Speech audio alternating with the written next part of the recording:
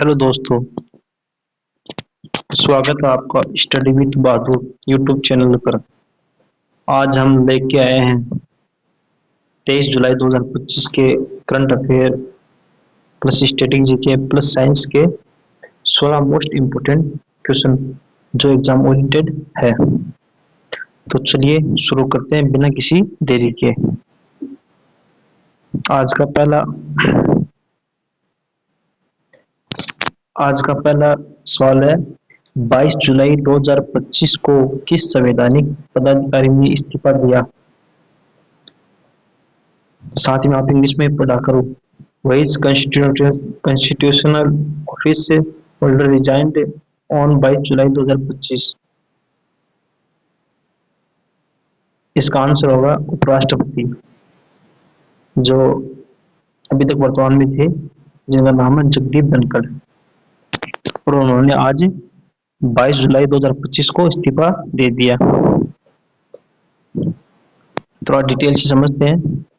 जगदीप धनखड़ भारत के 14वें उपराष्ट्रपति थे, जो आज 22 जुलाई 2025 को अपना इस्तीफा सौंप चुके हैं। उपराष्ट्रपति राज्यसभा के प्रधान सभापति होता है, और ये मैंने क्यों लिख रखा है, क्योंकि ऐसा क्वेश्चन एग्जाम में डायरेक्ट पूछा जाता है। चुनाव, उपराष्ट्रपति चुनाव देखते हैं। संसद के दोनों सदनों के सदस्यों द्वारा अप्रत्यक्ष मतदान द्वारा इनका चुनाव होता है।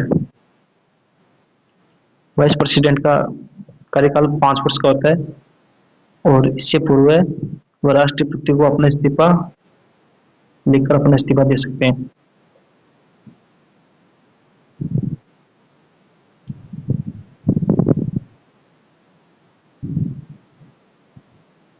चलो चलते हैं नेक्स्ट क्वेश्चन पर।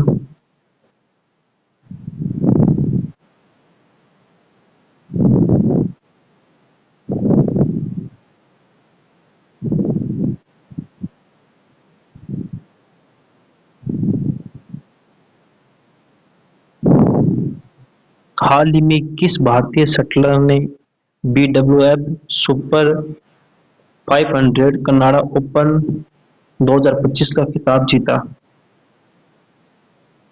Which Indian shutler won the BWF Super 500 Canada open 2025 title? इसका उत्तर है लक्ष्य सेन। थोड़ा डिटेल से समझते हैं। भारत के युवा बैडमिंटन स्टार लक्ष्य सेन ने कनाडा ओपन 2025 BWF सुपर 500 स्तर जीता।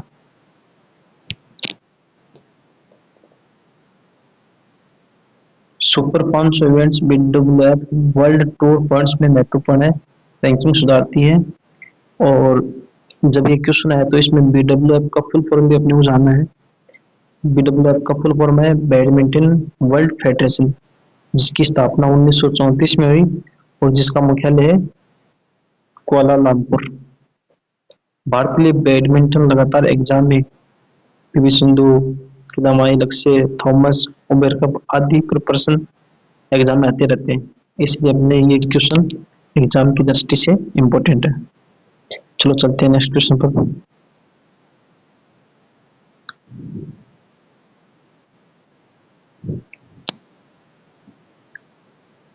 भारत ने यूके के साथ कौन सा सुरक्षा मुद्दा प्रमुखता से उठाया? वही security concern did India flag to the UK? इसका आंसर है खालिस्तान उग्रवाद। थोड़ा सा डिटेल से समझते हैं। विदेश सचिव विक्रम मिस्त्री ने यूके अधिकारियों से मुलाकात में खालिस्तान समर्थक गतिविधियों पर चिंता जताई। भारतीय मिशनों पर हमला, प्रदर्शन, सुरक्षा सहयोग की मांग। PM मोदी की 23-26 जुलाई यूके यात्रा से पहले मुद्दा उठाया गया,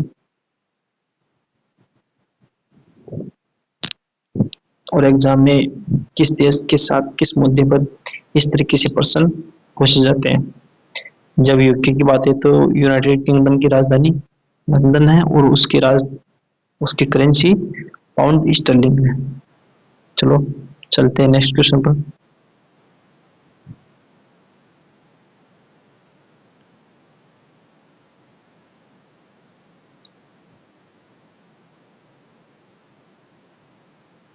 आरबीआई बैंकों के लिए किस नई रिपोर्टिंग व्यवस्था को अंतिम रूप दे रहा है?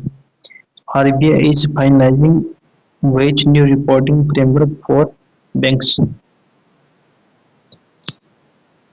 ऑप्शन देख लेते हैं इसके।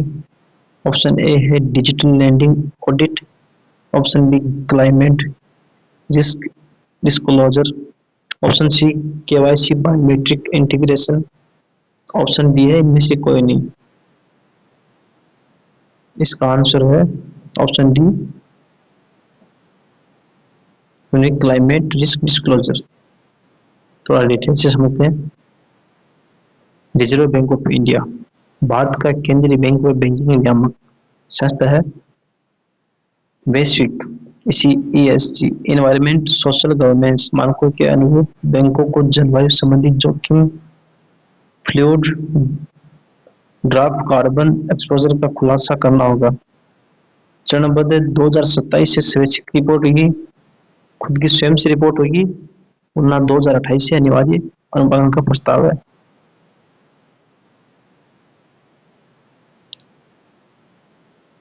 इसमें ESG का जो फुल फॉर्म है उसका विषय याद रखना है, इन्वायरमेंटल सोशल गवर्नेंस, क्योंकि एग्जाम में ये डायरेक्ट क्वेश्चन पूछा जाता है इसकी फुल फॉर्म। और ये जब कार्बन उत्सर्जन से उत्सर्जन के मामले से क्वेश्चन है तो बड़ा इंपॉर्टेंट क्वेश्चन है, चलो इसको याद रखना है।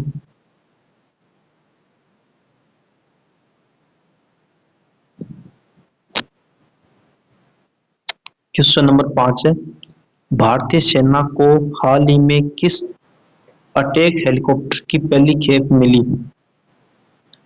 Indian army received its first batch of which attack helicopter? S-400 system, AS-64E Apache, चुनाव इनमें से कोई नहीं। इसका आंसर है AS-64E अपाची। तो डिटेल से ये उन्नत अटैक हेलीकॉप्टर है बोइंग USA का AH-64 अपाची।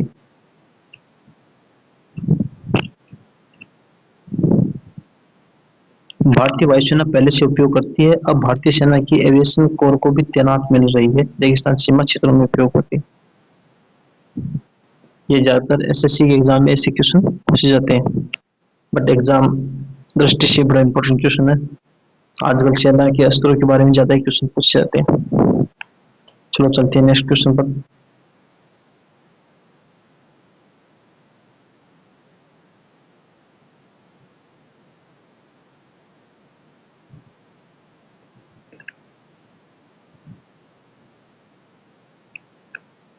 संसद के मानसून सत्र जुलाई अगस्त 2025 में कौन सा प्रमुख वित्तीय विधेयक सूचीबद्ध है?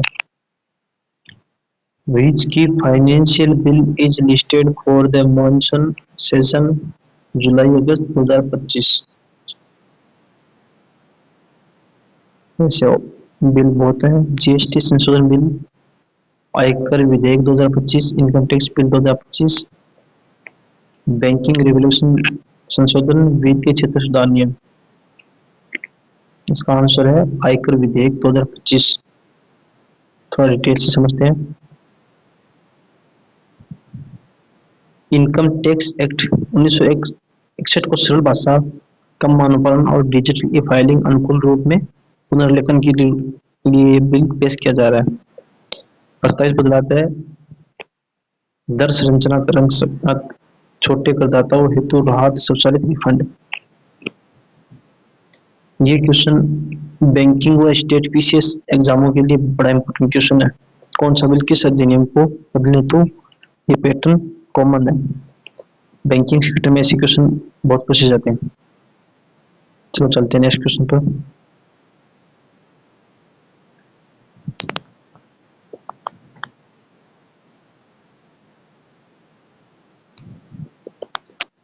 नीरज चोपड़ा क्लासिक प्रतियोगिता किस खेल से संबंधित है और इसका पहला संस्करण कब हुआ? Neeraj Chopra classic is associated with which sports and when was the first edition held? Option दे रखे हैं शॉर्ट पुट, भाला फेंक, लंबी कूद, इनमें से कोई नहीं। नीरज चोपड़ा का जब नाम आया है तो इसका उत्तर होगा भाला फेंक, जेवलिन थ्रो। भारत की पहली अंतर्राष्ट्रीय javelin throw meet Neeraj Chopra के नाम पर है। इसका उद्घाटन 5 जुलाई 2025 बेंगलुरु में हुआ है। उद्देश्य भारतीय फील्ड एथलीट्स को वैश्विक मंच पर प्रमोट करना है। नीरज चोपड़ा ओलंपिक स्वर्ण विजेता है टोक्यो 2020 के गेम्स में। चलो चलते हैं नेक्स्ट क्वेश्चन पर। भारत के उपराष्ट्रपति का मासिक वेतन कितना है? What is the monthly salary excluding allowance of India's vice president? इसका उत्तर है 4.5 लाख रुपए।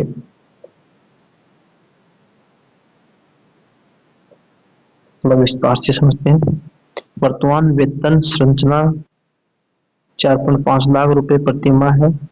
संसदीय संशोधन 2018 के बाद से भत्ते, आवास, स्टाफ सुविधा अलग से है इसके अंदर।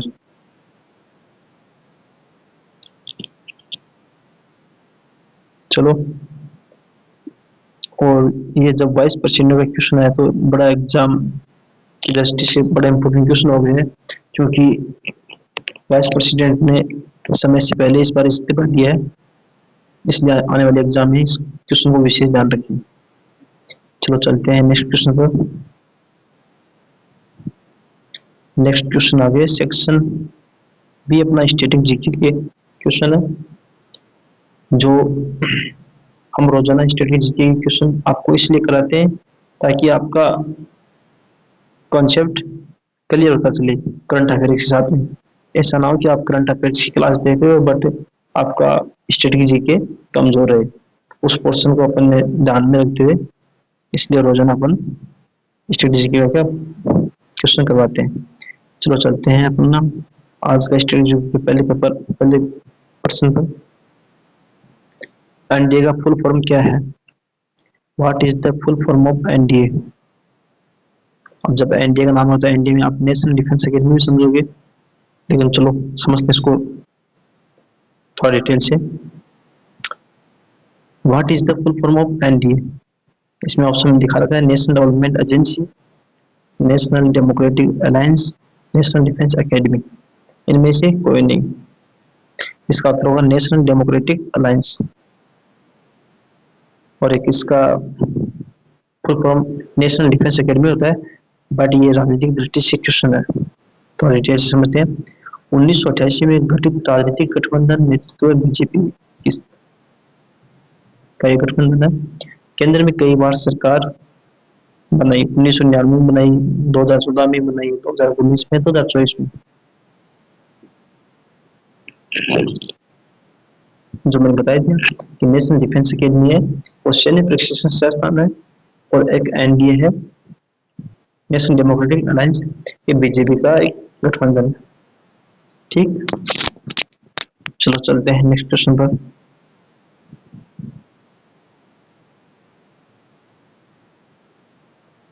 फीफा विश्व कप ट्रॉफी का वजन कितना है? What is the weight of the FIFA World Cup trophy? Option दे रखे हैं 5 kg, 6.1 kg, 4.5 kg, में से कोई नहीं। इसका आंसर होगा 6.1 kg। थोड़ा डिटेल से इसकी व्याख्या। 18 कैरेट गोल्ड से निर्मित ऊपरी भाग में 2 मानव आकृतियां धरती को थामे हुए हैं। 1974 से वर्तमान डिजाइन उपयोग में। फीफा का जब नाम आएगा तो फीफा की फुल फॉर्म भी आपको याद रखनी है, एग्जाम में फुल फॉर्म भी पूछ सकते हैं। तो फीफा की फुल फॉर्म है federation international D football association. इसका हेडक्वार्टर है ज्यूरिच में, जो स्विट्जरलैंड के अंदर है, और इसकी स्थापना 1904 में हुई। ठीक, चलो चलते हैं। मतलब इसका वेट 6.1 kg, स्थापना 1904 में, इसका हेडक्वार्टर ज्यूरिक स्विट्जरलैंड के अंदर, और इसकी फुल फॉर्म। ये बड़े इंपॉर्टेंट है इसके अंदर पार्ट। चलो चलते हैं नेक्स्ट क्वेश्चन पर।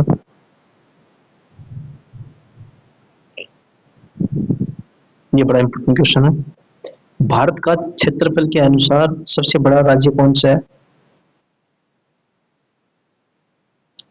Which is India's largest state by area? Maharashtra, option B Rajasthan, option C Madhya Pradesh, option D Gujarat. इसका आंसर होगा ऑप्शन बी राजस्थान। थोड़ा डिटेल से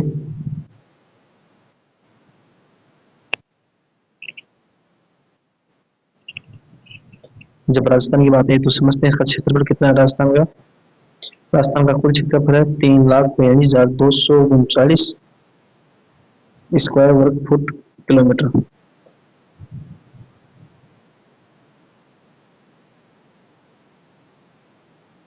इसकी राजधानी जयपुर होगी। भौगोलिक विशेषताएं थार रेगिस्तान, अरावली पर्वतमाला है, भूस्खलन प्रबंधन योजनाएं। अब ऐसा मत समझना कि ऐसे क्वेश्चन बड़ा इजी है, गवर्नमेंट में एग्जाम में पूछ सकते हैं, बट ऐसा क्वेश्चन बहुत बार एग्जाम में आया हुआ है। सबसे बड़ा व सबसे छोटा ऐसे क्वेश्चन बहुत बार एग्जाम में रिपीट होते हैं।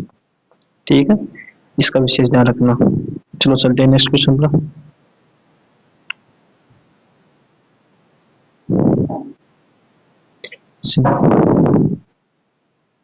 स्पुतनिक 1 उपग्रह किस देश ने 1957 में लॉन्च किया था?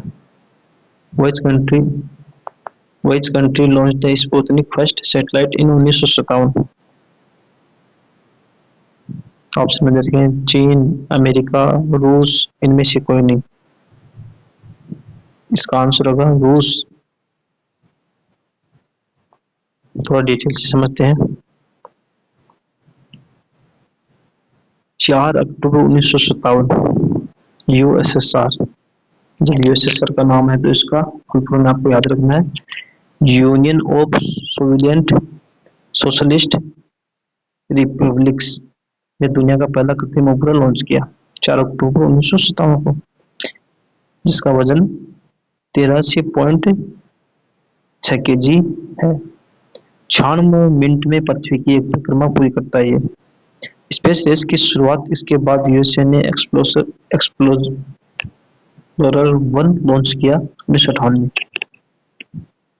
भारत का पहला उपग्रह आर्यभट्ट है जो 1975 में प्रक्षेपित किया गया, और ये भी यूएसएसआर की सहायता से प्रक्षेपित हुआ था। चलो चलते हैं नेक्स्ट क्वेश्चन पर। सिंपल भाषा में कैसे समझेंगे आप इसको। स्पुतनिक फर्स्ट 1957 यूएसएसआर और इंडिया फर्स्ट आर्यभट्ट है 1975 के अंदर। वो भी किसकी सहायता में? यूएसएसआर की सहायता से।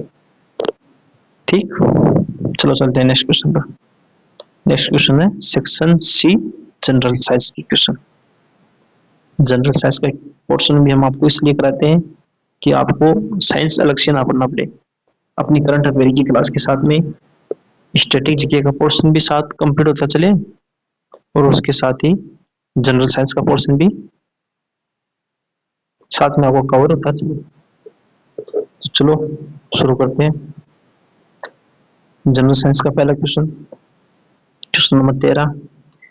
डीएनए मानव कोशिका में मुख्यतः कहाँ पाया जाता है?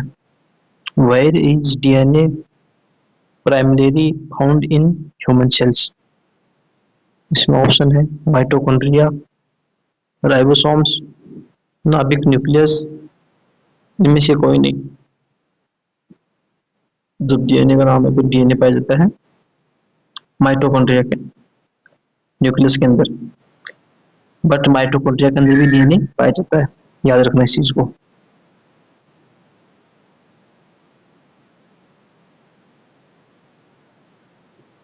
स्थित व्याख्या। डीएनए के फुल फॉर्म है डीऑक्सी राइबोन्यूक्लिक एसिड, जो अपनी आनुवंशिक जानकारी का भंडार है। किससे बना होता है?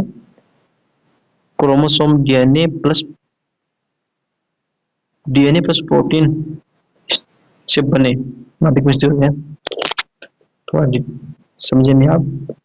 क्रोमोसोम होते हैं वो क्या होते हैं? डीएनए प्लस हिस्टोन प्रोटीन से मिलकर बने होते हैं, जो अपने नाभिक में स्थित है। कोशिका विभाजन के दौरान डीएनए प्रतिलिपि बनाता है, कहीं तो फोटोकॉपी। थोड़ी मात्रा माइटोकॉन्ड्रियल डीएनए के रूप में मौजूद है, जो मैंने आपको पहले बताया। चलो चलते हैं नेक्स्ट क्वेश्चन पर।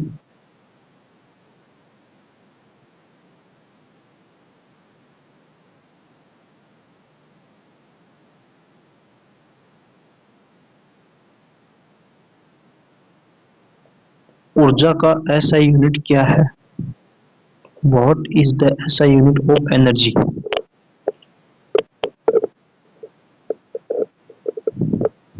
Option A joule, option B watt, option C calorie, option D इनमें से कोई नहीं। इसका आंसर है ऑप्शन ए जूल। थोड़ा डिटेल से समझ लेते हैं इसको। एक जूल किसे कहते हैं? एक जूल है का मतलब 1 न्यूटन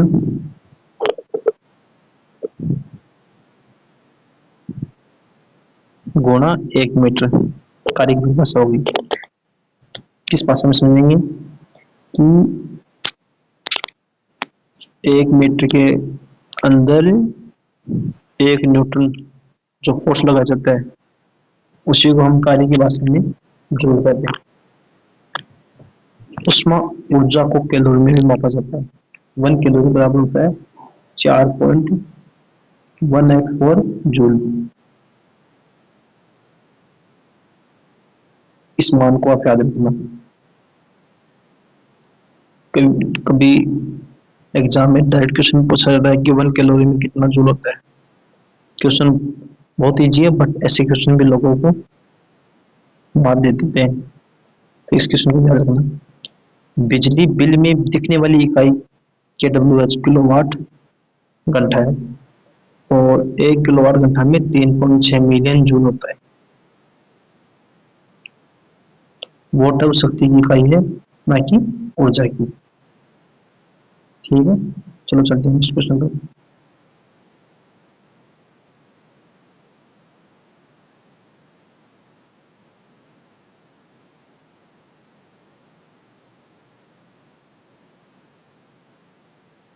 सिंपली भाषा में एनर्जी का मात्रक जूल है और शक्ति का मात्रक वॉट है। ठीक, चलो चलते हैं नेक्स्ट क्वेश्चन पर। किस रंग की रोशनी का अपवर्तन रिफ्लेक्शन सबसे अधिक होता है? Which colour of light shows maximum reflection? लाल कलर, नीला, हरा, बैंगनी। इसका उत्तर है ऑप्शन बी नीला ब्लू। बैंगनी वॉयलेट का अपवर्तन सिद्धांत नीले से अधिक होता है।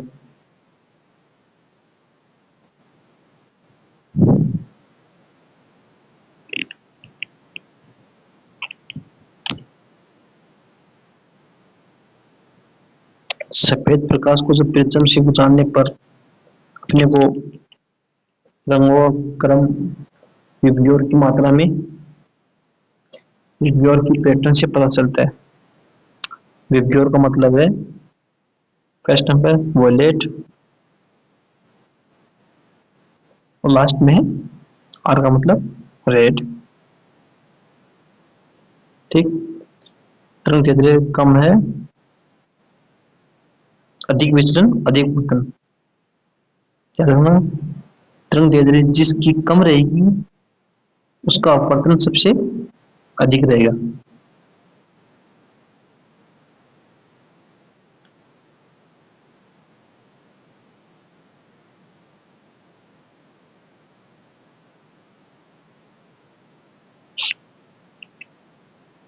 समुद्री लहरें मुख्यतः किससे बनती है, जबकि ज्वार भाटा किससे?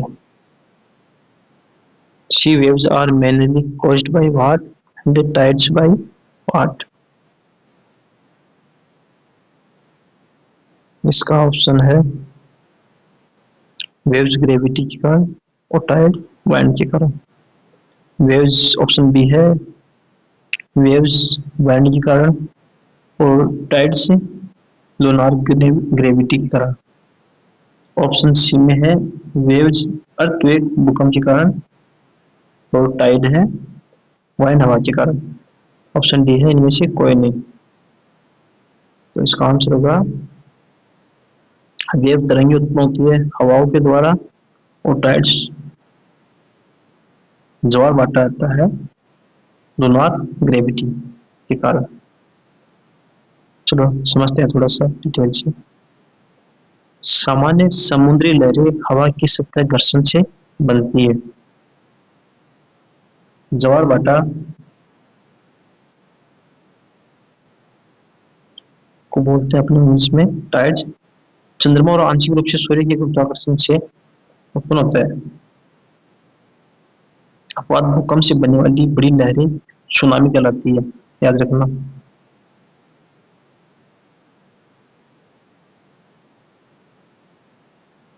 एग्जाम में वेव्स बनाम टाइड्स पर अवधारण आधारित प्रश्न पूछने में है। ठीक, क्या समझे आप कि ज्वार भाटा है वो लूनार ग्रेविटी के कारण आता है और समुद्री लहरें उठती है हवाओं के कारण सतह घर्षण से बनती है। बट जो समुद्र में सुनामी उत्पन्न होती है वो भूकंप से बनने वाली बड़ी लहरें होती है। समुद्र में अर्थक्वेक आता है तब जाके सुनामी उत्पन्न होती है। इस चीज को याद रखना। सुनामी और ज्वार भाटा में क्या अंतर है? सुनामी बनती है भूकंप के जरिए और ज्वार भाटा आता है चंद्रमा के गुरुत्वाकर्षण बल के कारण। ठीक, तो दोस्तों ये थे अपने आज के 1 जुलाई 2025 के करंट अफेयर्स प्लस स्ट्रेटेजी के प्लस साइंस के 16 मोस्ट इम्पोर्टेंट क्वेश्चन जो आपकी अपकमिंग एग्जाम के लिए बहुत हेल्पफुल होंगे। अगर आपको ये वीडियो पसंद आया तो लाइक करें, शेयर करें और स्टडी विद बहादुर के लिए